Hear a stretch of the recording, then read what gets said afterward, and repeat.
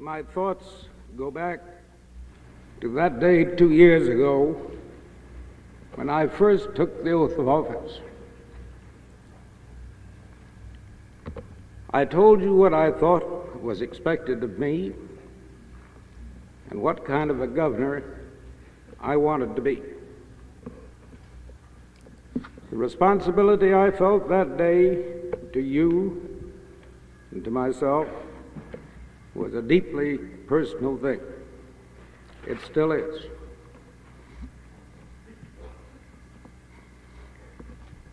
On this occasion, I speak to you with considerably more knowledge than that, and with renewed confidence in your having elected me for a second term. To serve in this office is to be more convinced every day, more aware every hour, that with proper direction and leadership, Arkansas can become outstanding in its capacity to make the maximum use of its potential.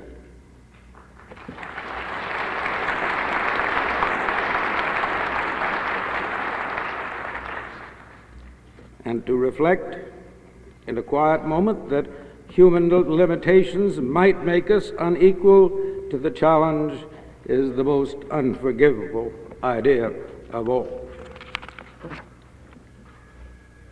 Not from a sense of boastfulness, but out of candor, which you've come to expect, I can tell you that I don't waste much time of mine or of yours contemplating failure. To the contrary, I am totally committed to providing the right kind of imaginative and innovative leadership. And with God's help, I will do it.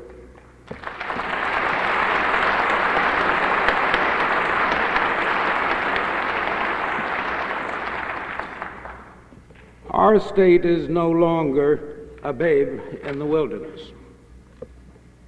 Yes, we're inexperienced in many ways, but the impact of our inexperience and our limited development is that we've been able to be spared the pitfalls that have trapped many other states more affluent than ours, and have left those states with costly locked-in problems. You might almost carry that message back to Brother Nelson, Johnny. But we must jealously guard Arkansas's capacity to recognize change and to move with it.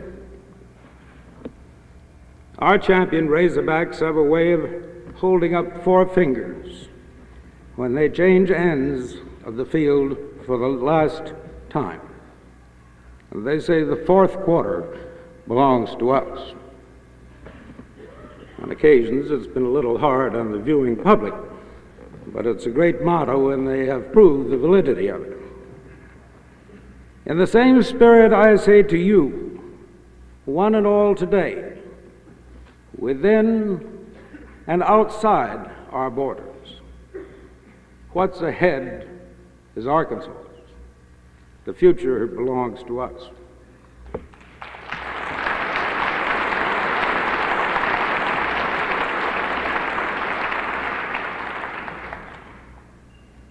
2 years ago, without the experience of this past term, I spoke of my aspirations for our state. Many of these aspirations were endorsed by the General Assembly and are now part of the new Arkansas. Even in my innocence at that time, I didn't anticipate that all my hopes would become realities. For whatever reason, certain of them were not approved. But today, with the experience of these 2 years, I am more aware than ever that some of the recommendations that were made then are vital now to a growing Arkansas.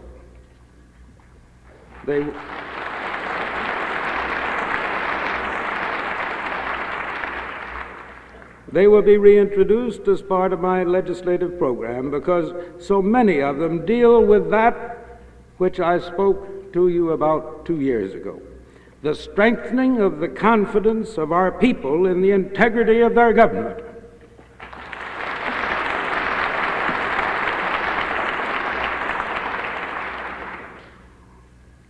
Over the past weeks, I've had the pleasure of meeting with most of the members of the 67th General Assembly and their wives at Winrock Farms. We've discussed my proposals at length, and I'm not surprised that we have not had unanimous agreement. Neither am I surprised that these elected representatives have convinced me once again of their sincerity in wanting to serve their constituents conscientiously.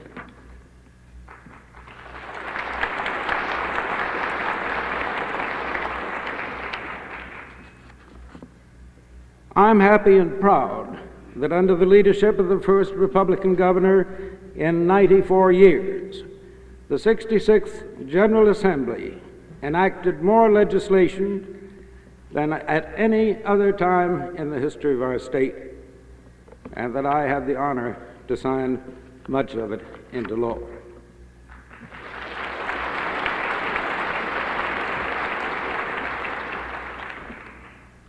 I would show less than some of my usual candor were I not to acknowledge the fact that at the same time that they were doing good work, that we also have a record amount of theatrics and horseplay leading up to the passage of some of that legislation. But the fact remains that Arkansas is indebted to the 66th General Assembly for much wise and constructive legislation. And this is new legislation which is moving us forward toward that era of excellence that I have spoken about so often.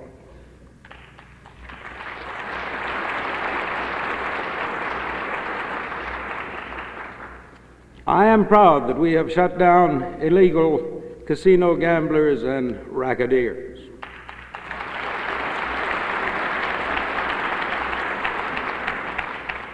I'm proud of the fact that we have sent packing a host of fly-by-night insurance operators who were cheating thousands of our citizens out of their savings.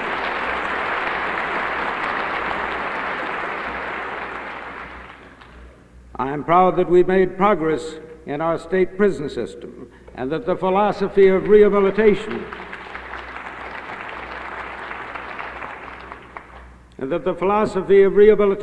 has replaced the philosophy of brutality.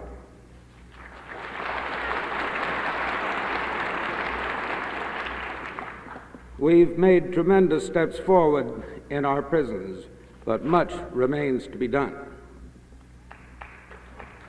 I'm proud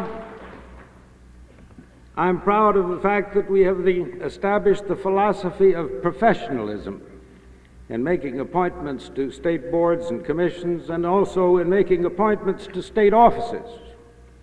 Professionalism is the greatest investment we can make in building a better Arkansas.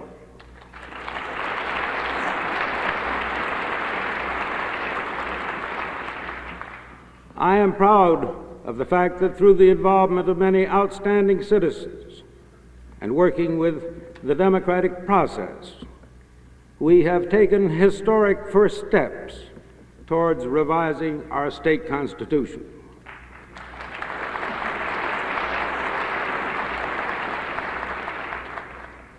This is the ultimate example of enlightened self-government. And were there no other accomplishments, I'd be proud to have my administration identified for its effort in this vital reform. What else do we have in state government now that we did not have 2 years ago? I'm proud of the fact that we have been pooling highly knowledgeable men from colleges, universities, from private industry, and from government, experts who are collaborating in task forces that are now opening dramatic new opportunities to us in education, in health, in welfare, and in economic and industrial development.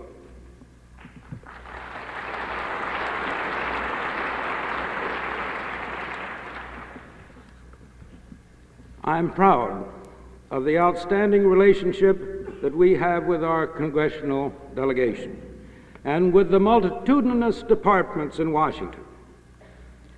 We have, working together, initiated more than 50 new programs to serve the people of our state, programs that are federally related and supported. Through an unprecedented joint effort involving our new administration department and our planning commission and other existing resources within the state, we are perfecting a model system of planning, programming, and budgeting. A far-ranging concept that is concerning itself not only with current problems, but with problems of the future generations.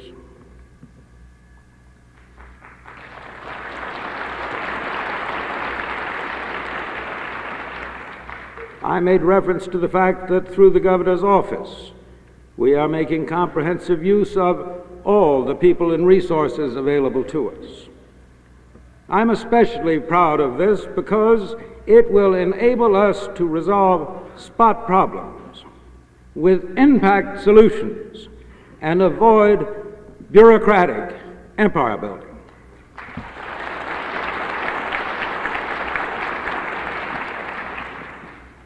I am proud of the many projects that have been planned and that are currently in the process of implementation. Many of these are not dramatic or overly newsworthy. You may not be aware of many of them, but the benefits will become more and more obvious to you as the years go on. Many of our gains are being felt significantly throughout the operation of this $500 million a year business that is highly complex and ever growing. But the major task is ahead of us. Our immediate preoccupation is with financial questions. Some view the situation with alarm. I view it not with alarm, but with optimism. I know that we are on the brink of many great things if we act with courage.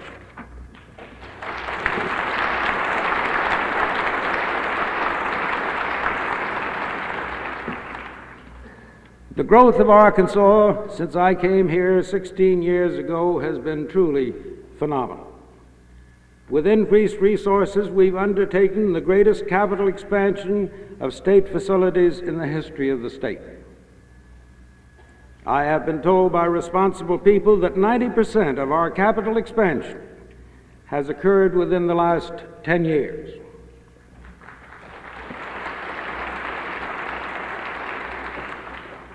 But regrettably, we have been impractical in terms of the operating costs. We have a capital plan that cannot produce what we expect of it because we have not built into our planning the operating monies that are so essential. Historically, Arkansas, just like any other state, makes a major tax adjustment on approximately a 10-year cycle. Our last major tax adjustment was made in 1957. And to quote one of the most able advisors of my predecessor, a man who assisted in passing that last tax adjustment, he said, "Arkansas is today already 2 years late in facing the responsibilities of our financial needs."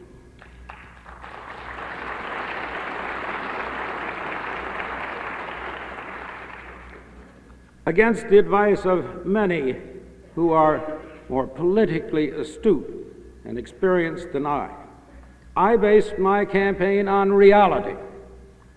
I consistently said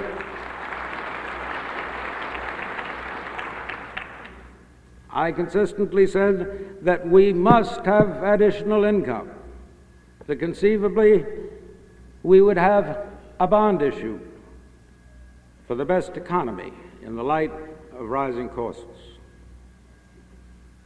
I'm deeply grateful to the people of Arkansas that they re-elected me knowing exactly where I stood and where I stand now.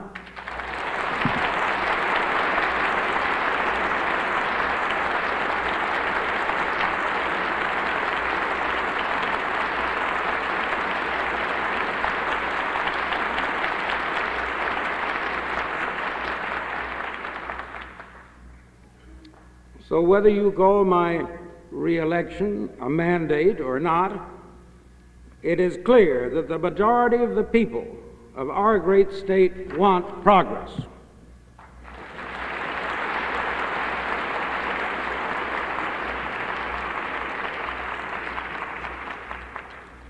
The problems of the next 2 months, I feel, will be related primarily to the method of achieving our objectives. When I was an instructor at the infantry school at Fort Benning during World War II, we were constantly admonished to make it clear that what we were instructing was the school solution. That in combat, the individual would have to depend not only on the training, but also on his own good judgment. What I have been proposing in meeting with the members of the General Assembly and with representatives of the business community was not dreamed up overnight. We have been working on it for months. And if you will, it is the administrative school solution. It is my duty and responsibility to present a program and ways and means of financing it. It's the responsibility of the legislature to evaluate both the programs and the means of financing it. The administration and the people will be bound by legislative judgment. The proposals to short clearly defined legislative responsibility by referring issues back to the people is to me not only weak-kneed, these proposals have serious repercussions on the fiscal integrity of our state, which will reflect themselves as early as the beginning of the next biennium. Your elected representatives have been well armed with facts, and they are faced with 3 alternatives. One is to do nothing about increasing revenues. In this time of mounting costs and greater federal challenges in terms of matching money, this would cause us to go backwards. It would be disastrous. 2, we can provide those revenues that would make it possible for us to remain where we are, with no forward motion. The third, of course, is that of courage. Through the years, the people of Arkansas have proved that they are not faint-hearted. I do not believe that the rewards of their sacrifices in the past make them faint-hearted today.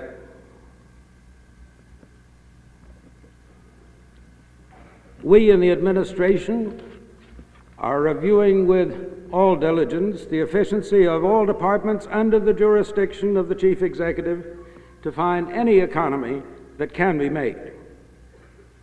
This we will continue to do. We are carefully studying every possible loophole in the present tax structure. But even if we were 100% successful in both areas, the economies produced will not meet our revenue needs.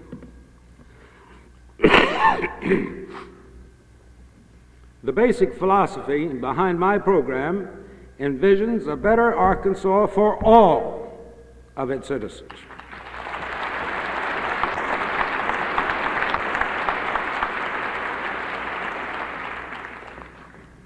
We know that despite the fact that Arkansas has more than doubled its per capita income in the past 10 years, many people still barely exist in our state.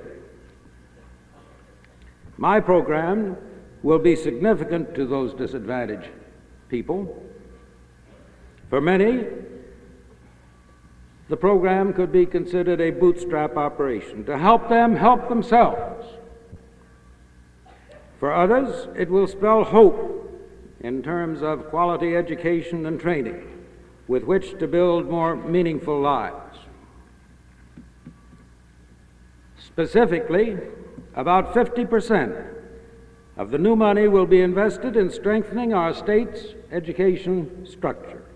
Approximately 12% will go to health and welfare. Approximately 10% will go to hard-pressed municipalities and counties. About 4% into better highway safety and law enforcement, and the remainder in the countless basic state services and the many loyal people who have served for substandard, non-competitive pay and who have all too often been forgotten. These tax proposals have been conceived in an effort to make them as equitable as possible. They will touch the disadvantaged, but it is the disadvantaged, as I point out, who will benefit the most. But they too have pride in building a better Arkansas, and I want, and I'm sure they want, to participate. I've talked with the representatives of the major recipients of the tax program, not on the basis of what percentages will go where, but on the basis of need. Along with me, all who are knowledgeable about needs must, as good citizens, assist in explaining what our taxpayers will get for their money in the tax program that I have proposed. I believe sincerely in the program that I am presenting to Arkansas, a program for progress at even a greater rate than we are making now.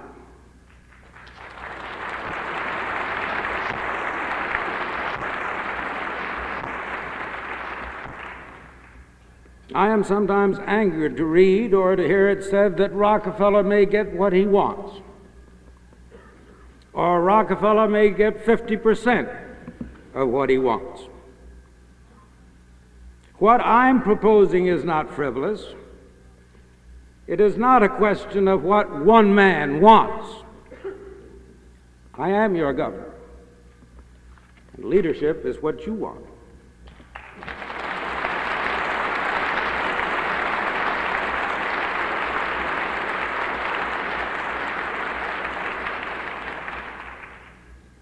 I'm angered when I hear it implied that because I and my family are blessed with material things, it is easy to make bold proposals. Nothing could be further from the truth. My family happily were equally blessed with something infinitely more important, with compassion and a deep sense of obligation to others.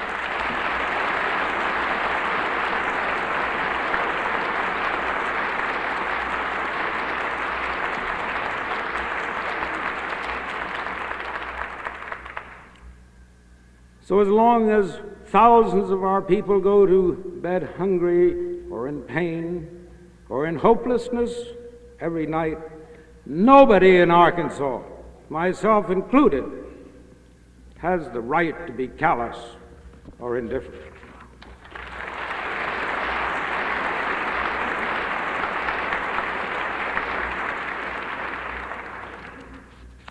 If my blessings were only material, I would not be here today in the role which I am here.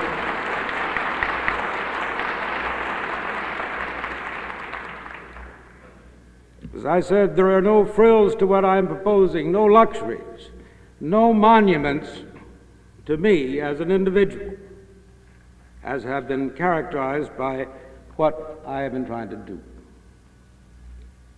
If dreams are involved in my thinking, they relate only to the nightmares, to the way of life of those who, with enough compassion and courage on our part, could be helped to help themselves.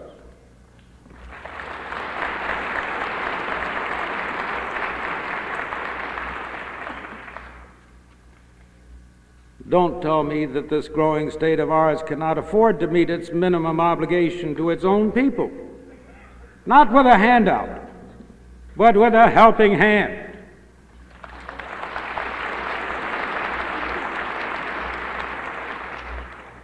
No citizen of Arkansas will suffer unduly by supporting the program. Literally thousands will benefit.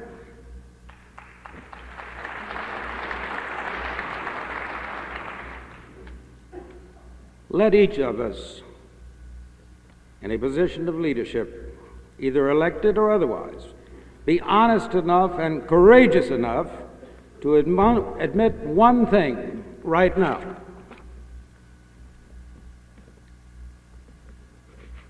And that is, to be influenced in our decision by vocal and selfish people and resist these necessary fiscal reforms is indefensible leadership, and it betrays those who we represent.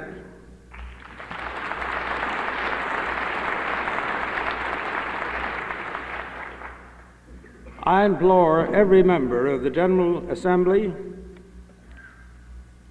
as I do of myself, to listen to the voice of the people, not to selfish interests, and ask God's help that our conscience will clearly distinguish between the two.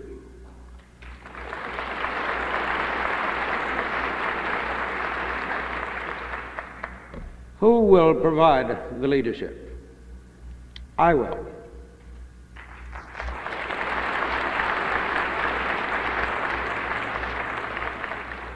Who can get the job done? You can.